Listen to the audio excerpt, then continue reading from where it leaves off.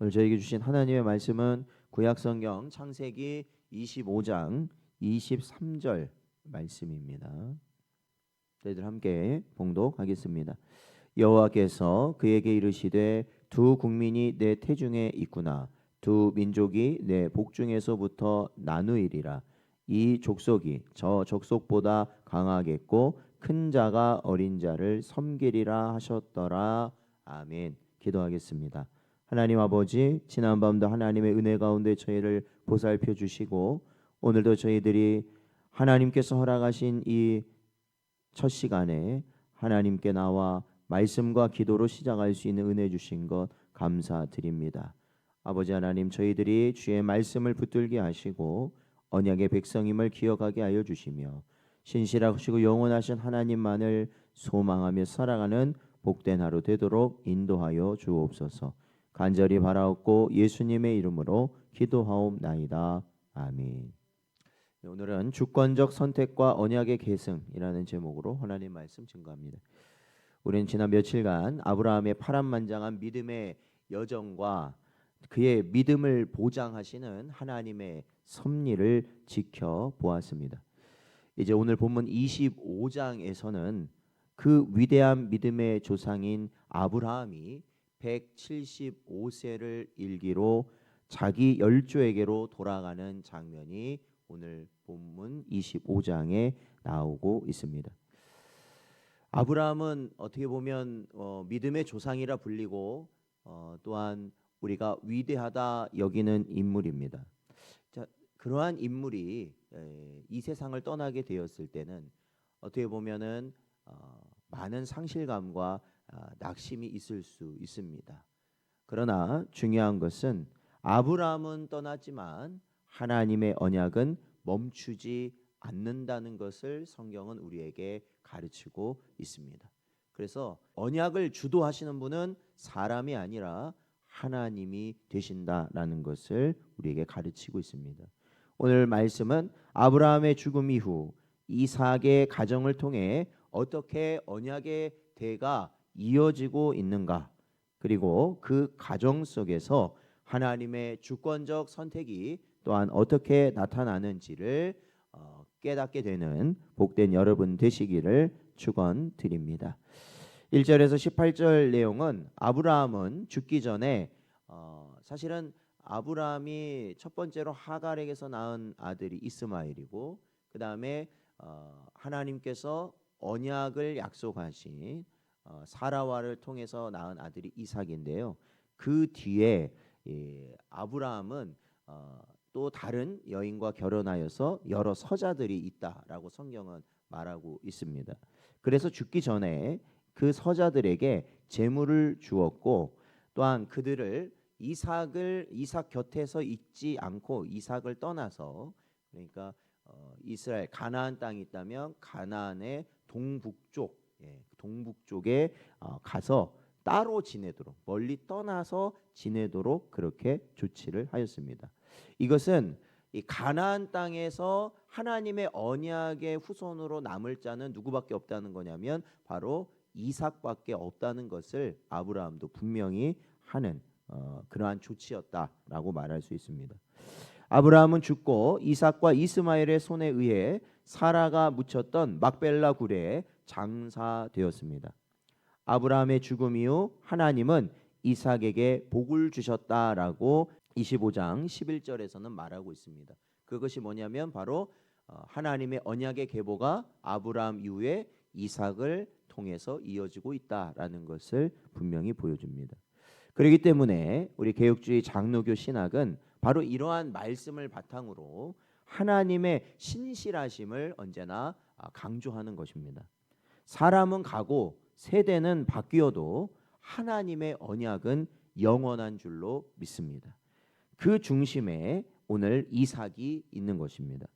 그리고 12절부터 이스마엘의 족보가 짧게 언급되고 있는데요. 이것은 언약밖의 역사, 그러니까 하나님이 택한 이 백성은 이삭을 통해서 이렇게 가게 되어 있잖아요. 그런데 이스마엘의 족보가 잠시 등장하는 이유는 하나님은 이삭만을 보시는 게 아니라 누구도 본다는 겁니까? 언약 밖에 있는 백성들까지도 하나님은 살피고 계신다.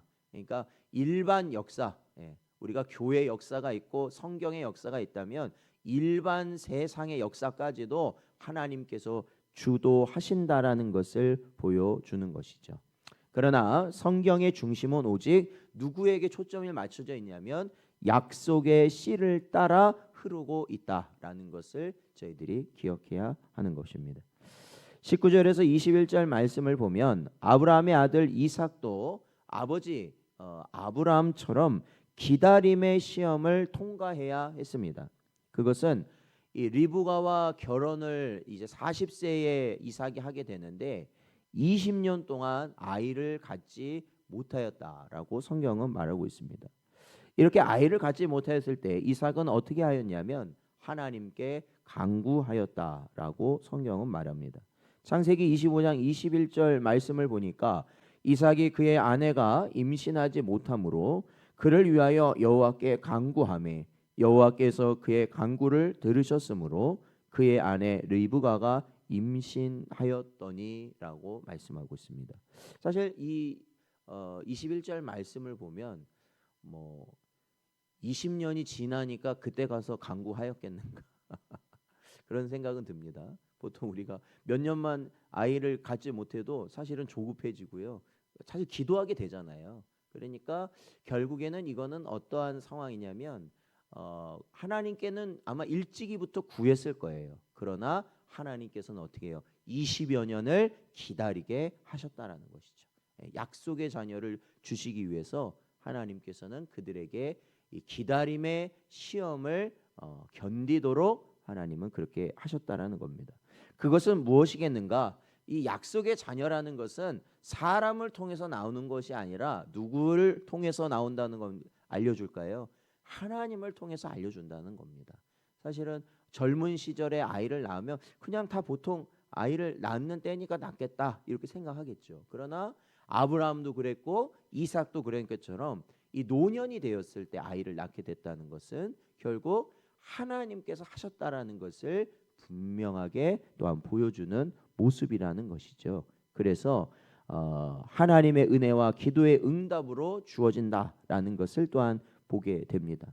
그래서 하나님은 우리에게 약속을 주십니다. 약속을 주세요. 언약을 주십니다. 근데 그 언약의 성취를 이루시기 위하여서 우리에게 무엇을 하게 하시냐면 기도하게 하신다라는 거예요. 그래서 우리는 우리의 소원을 갖고 기도하는 것이 아니라 사실은 하나님의 약속을 붙들고 기도하는 것.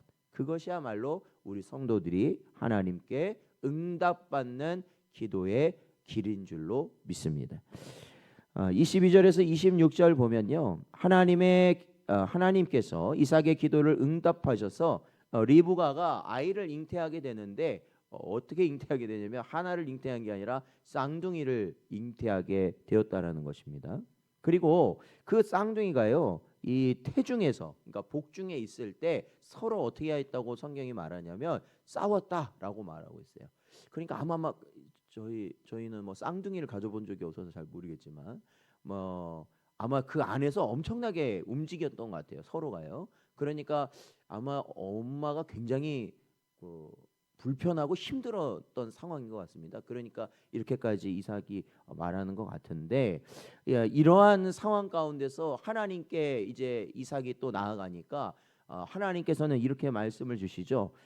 큰 자가 어린 자를 섬길 것이다라고 말씀하시는데 이것은 당시 장자가 우선순위인 그러한 이 사회적인 일반적인 통념에서는 사실은 상상할 수 없는 그러한 일이었죠. 그거를 뒤집으신 거예요. 그러니까 이것은 무엇을 의미하냐면 바로 하나님의 주권적 선택이 큰 자가 작은 자를 섬기게 하신 하나님의 주권적 선택이었다라는 것입니다.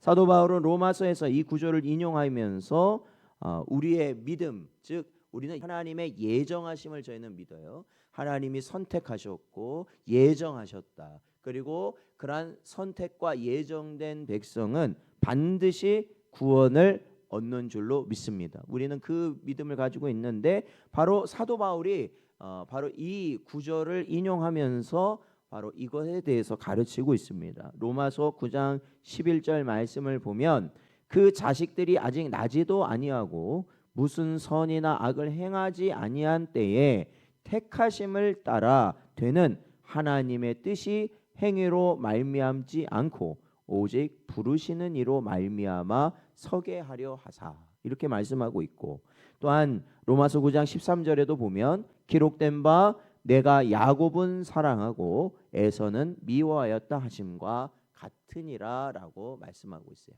그러니까 무언가를 행하였기 때문에 하나님이 선택하신 것이 아니라 이미 하나님은 택하셨다. 누구를요? 야곱을 택하셨다라고 말씀하죠. 우리의 구원은 우리의 공로나 자격, 그러니까 뭐 여기서 말하자면 에서가 장자권을 갖고 있는 그런 상태였겠지만 그럼에도 그게 중요한 게 아니라 하나님이 택하신 게 중요하다. 그죠? 믿으십니까? 예, 목사나 장로나 직분이 중요한 게 아닙니다. 직분이 중요한 게 아니라 하나님의 구원은 철저히 하나님의 선택 가운데 이루어진다는 것을 우리는 믿어야 되고요. 바로 그 선택으로 말미암아 하나님은 그 구원의 길을 갈 수 있는 모든 은혜를 성령을 통하여 우리에게 허락하신다라고 말씀하고 있는 것이죠. 그래서 우리는 절대적으로 하나님만을 바라볼 수밖에 없는 줄로 믿습니다. 27절에서 34절 말씀을 보면요, 이제는 야곱과 에서가 장성하여서 그들의 모습이 어떠하였는가라는 것을 보고 있는데 그 중에서도 한 일화를 우리에게 소개합니다. 그것은 에서가 나중에는 사냥하는 자로 크게 되고 이 야곱 같은 경우에는 집에서 집안일을 하는, 그러니까 어머니를 돕는 그러한 모습으로 이제 장성하게 되는데, 어느 날 에서가 며칠간 사냥을 하고 굉장히 허기진 상태에서 집을 돌아왔을 때요, 야곱이 마침 그때 뭘 끓이고 있었어요? 예, 붉은 팥죽을 끓이고 있었습니다. 바로 그때 에서는 자신의 배고픔을 참지 못하여서 결국에는 야곱이 원하는 대로 장자의 명분, 자신이 갖고 있는 장자의 명분을 팔아버립니다. 뭐에 팔아버리느냐? 팥죽 한 그릇에 팔아버리는 것이죠. 그래서 성경은 이것을 두고 뭐라고 말하냐면 34절에 보니까 에서가 장자의 명분을 가볍게 여겼다라고 말합니다. 그러니까 사실은 이걸 보면 뭐 팥죽 한 그릇에 그거 판다고 없어지는 것도 아니고 그게 뭐 증서를 써주는 것도 아니고 그렇잖아요. 저희가 성경을 보면 그렇잖아요. 뭐 그렇다고 해서 뭐 재산이 원래는 장자가 되면 그 부모의 재산의 갑절을 장자가, 그러니까 재산을 다 갖고 간다고 보면 되거든요. 그런데 뭐 그거를 서약하는 것도 아니고 그냥 장자의 명분을 지들끼리, 그것도 부모도 없이 지들끼리 한다고 그게 뭐가 되겠어요? 뭐가 효력이 있겠습니까?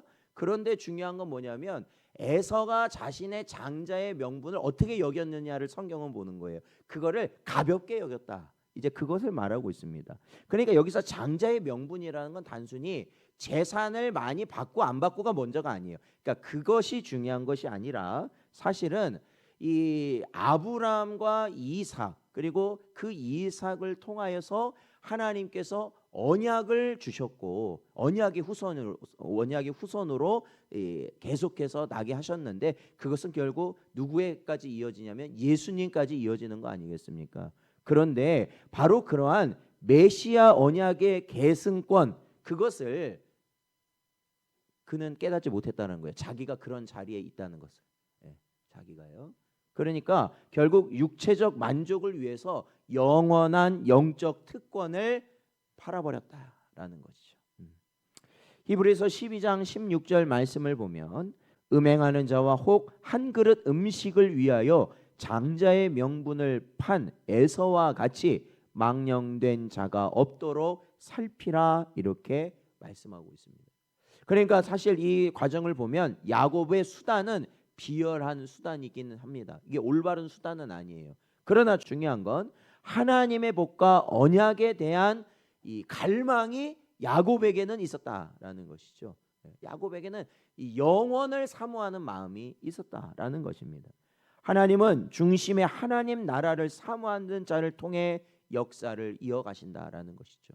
그러니까 저와 여러분도 어떻게 해야 되는 겁니까? 눈앞에 보이는 것을 취해버리면 그거는 누구의 선택이, 에서의 선택이 되어 버린다라는 겁니다.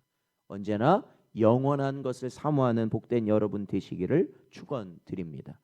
사랑하는 성도 여러분, 창세기 25장은 우리에게 우선순위를 묻고 있습니다. 먼저 기도로 약속을 붙드는 여러분 되시길 바랍니다. 이삭처럼 막힌 상황에서, 그러니까 아이를 낳지 못하는 그런 막힌 상황에서 낙심하지 말고 하나님께서 아브라함과 이삭을 통해서 언약의 백성을 이루어 가시겠다는 그 언약을 붙들고 기도하였던 것처럼 저희도 하나님의 약속을 내 삶으로 가져와 붙들고 기도하는 복된 여러분 되시기를 바랍니다. 또한 나를 선택하신 은혜에 감사하는 여러분 되시길 바랍니다. 그것은 야곱이 어떤 인물인지 알지만 야곱이라는 말 자체가 거짓말하는 자, 사기꾼 이런 의미를 좋은 의미가 아니거든요. 그런데도 하나님은 누구를 택하셨어요? 야곱을 택하셨다라는 것입니다. 그러므로 여기에 있는 우리 자신을 하나님의 자녀 삼으신 것은 하나님의 주권적 은혜인 줄로 믿습니다. 그래서 우리는 언제나 감사와 영광을 올려드리고 겸손할 수밖에 없다라는 것이죠. 그리고 마지막으로 우리는 영적 가치를 귀하게 여겨야 한다라는 겁니다. 에서처럼 눈앞에 팥죽, 그러니까 이건 뭐예요? 세상의 이익 때문에 바로 장자권, 즉 예배와 소명을 소홀히 해서는 안 된다라는 거예요. 영원을 소망하며 살아야 되는 것이죠. 그래서 오늘 하루 영원한 하나님 나라의 가치를 가장 우선순위에 두고 사는 여러분 되시길 바랍니다. 사실 오늘 그래서 우리가 이 새벽 시간에 나와 예배하는 줄로 믿습니다. 오늘 하루도 아브라함의 하나님이 이제 나의 하나님 되심을 고백하며 야곱과 같은 영적 갈망을 품고 승리의 길을 가시는 복된 여러분 되시기를 축원드립니다.